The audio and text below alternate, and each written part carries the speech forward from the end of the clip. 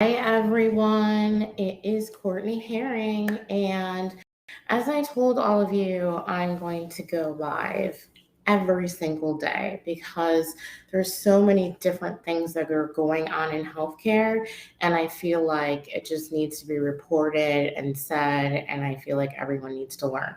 So on the weekends when I go live, what's going to happen is I'm just going to talk about certain things that I've heard kind of over the week that I want people to be aware of.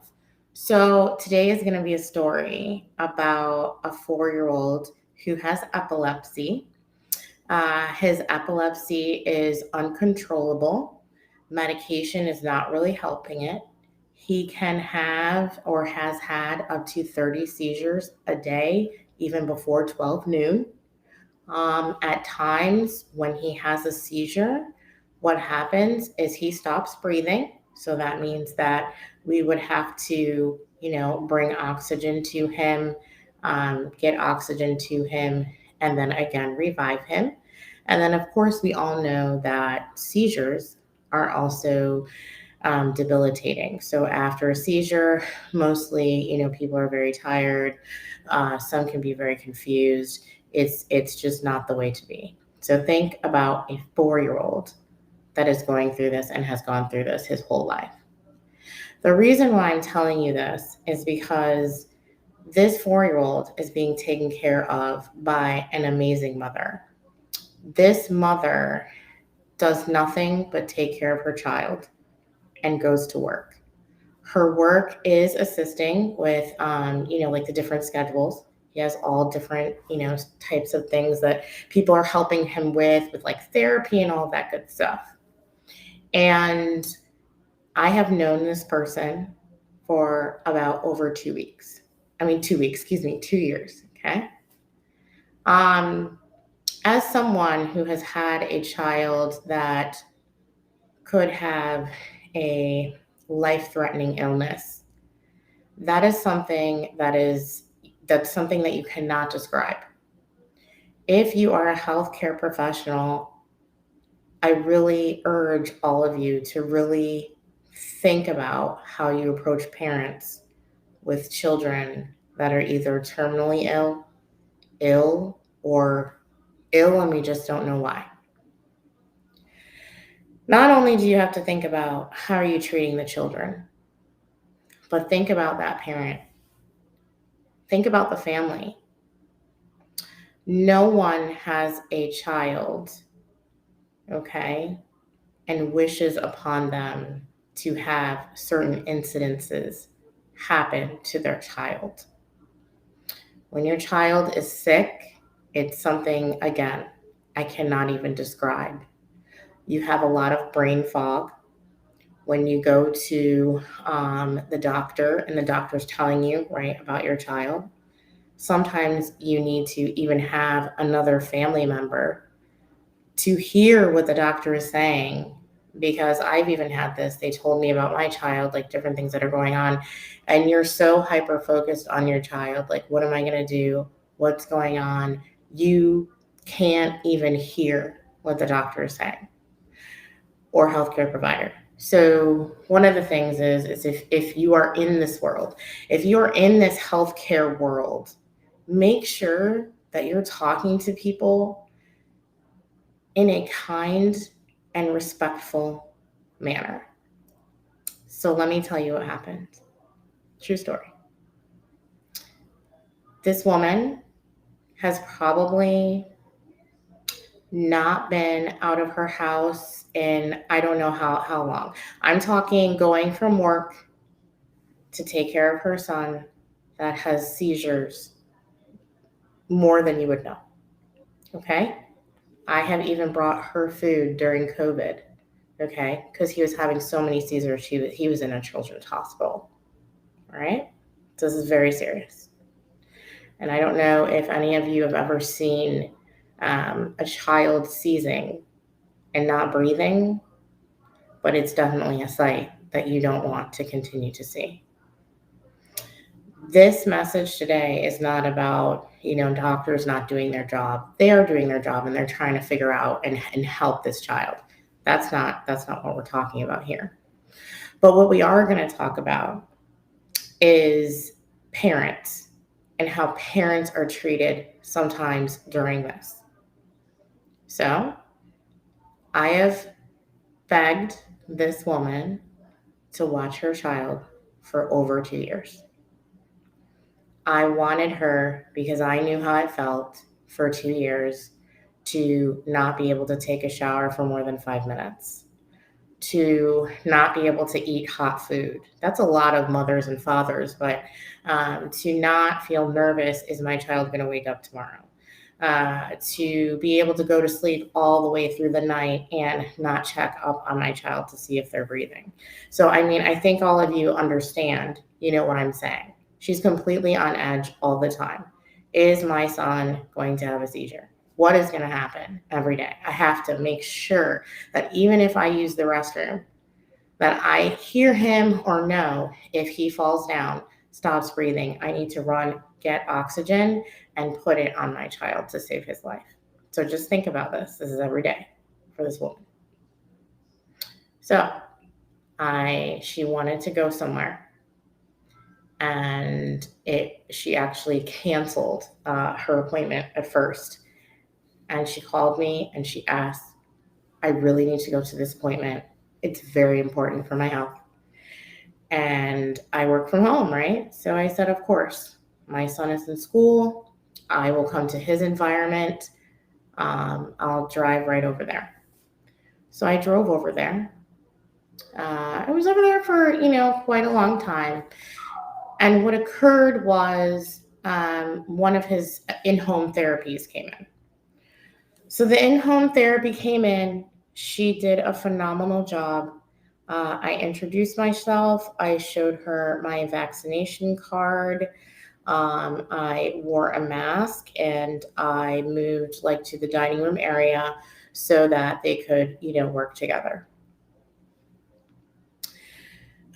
He didn't take a nap when I was there, so before. But I'm trying to really set the scene here. Everything's going well, no issues whatsoever. He falls asleep at 4:00. All right, mom is still not home, so I've just been with him all afternoon. No seizures, no incidences, no nothing. Number one, I asked her if she knew how to use the oxygen tank, and I found out that she did not, which is an issue, because if you're coming in home to a child that might have a seizure at any minute, everyone, that should be a policy of yours to know how to use or assist in an emergency, or what should you do? There should be some type of safety plan. So I knew more than a provider who has been there for weeks, okay? And you cannot blame the parent, because the parent is just trying to get through. They forget a lot of things when they're going through this type of trauma over and over and over again, right? Child falls asleep. Mom gets home around 5:00. She thanks me, and I go and get my son, and literally we went to Wendy's. Okay, I'm in the Wendy's line. She calls me and she says she received an email from the caretaker place, whatever, OPT, PT, whatever. And it basically was reprimanding her because she was not in the house and there wasn't a caregiver. What I'm not disputing is I'm not disputing the protocol, okay? But what I am disputing is the way that it was delivered to a mother who has not been out of her house in almost 2 years. Okay, I can tell you, she's very close to me. Okay, she does not leave her home. I hardly see her, and I'm home all the time.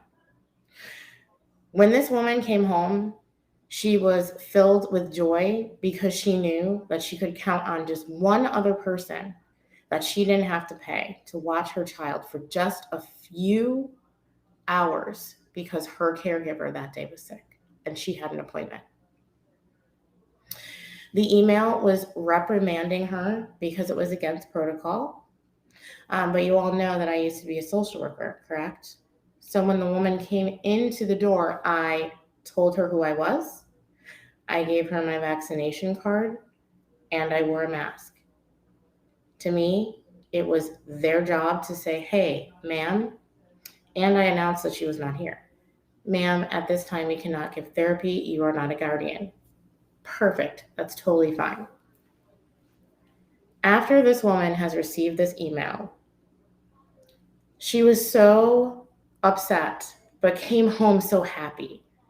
So I was upset for her because it was the first time she has left her house. And then this is how it turned out. So, all healthcare providers, I mean, I own my own private practice, okay? So, yes, we all have protocols. We all have things that we need to do to make sure that we are safe. But I want you to remember this when you are working with people, okay, that go through trauma every day, not only children, not only adults, but just trauma every day, you are the one that's responsible. Does that make sense? So let me explain. If that is a protocol, then you, as the healthcare provider, you implement that protocol. Sending nasty emails and all of this stuff to a parent that probably doesn't even remember what happened, because yes, her child did have another seizure at like 5:15 after I left, is completely unacceptable. So this live today is for all healthcare providers. I want you all to think about how you are talking to your clients that or patients. That is not okay. If there's a protocol, let them know about it. Get to know, right, your patients. Because if you knew her, then you would have known that this is the first time she's ever been out of her home without her son or a paid caregiver. So again, I'm gonna do these lives. I'm going to give you all different types of value, but my main focus just in life is healthcare. We've got to do better. I know there's COVID. I understand that. I know there's burnout. I know there's all this stuff. But if you're burnt out, then you need to figure out how to change it. If you can't change it, then guess what? We need to go to the hospital administration or whoever and tell them that you're burnt out because you can't do your job. If they don't listen, then we have to go to legislator and we have to go up and up and up. But burnt out and being all crazy, that's not okay. Because you don't know what could have happened, if this woman was not in the right state of mind. And it ruined her day. And I don't know if she's ever going to, ask for anyone to watch her son again because she's going to be, like frazzled and afraid. So let's all just think about how are we talking to our patients? And also, if you went over a policy, you might want to go over it again. Because when your patients are constantly traumatized, they're not going to remember what you said. And I will repeat it. They're not going to remember what you said because whatever they're battling is way more important than what you said. So it is your job as a healthcare provider to keep them safe from themselves. And what could have happened was she could have came to the door, I announced who I was, and she could have turned around instead of sending a nasty email to a parent who had to go to an appointment for her own health. So I'm Courtney Herring and I'm done. But as I said, on the weekends, I'm just going to talk about, things that have happened during the week. And then Monday, Tuesday, Wednesday, Thursday, Friday, I will have different things. So like healthcare and real estate, healthcare and tech, healthcare and auditing, all of these things that are needed in healthcare that are not being done. And when they're not being done, again, it goes right back to your patients, guys. So if you're failing and people aren't coming to your center, it's because you're not treating them appropriately. Because no one's coming if they're not being treated with kindness. Patients are not just a number. They are somebody's mother, child, sister, brother, father. They are to be treated with dignity and respect. And that is how I treat all of the veterans that walk through my doors, even though mine is telehealth. But all of my veterans that call are treated with nothing but dignity and respect because they have served our nation's country. Um, so that's it for today, and I will see you tomorrow.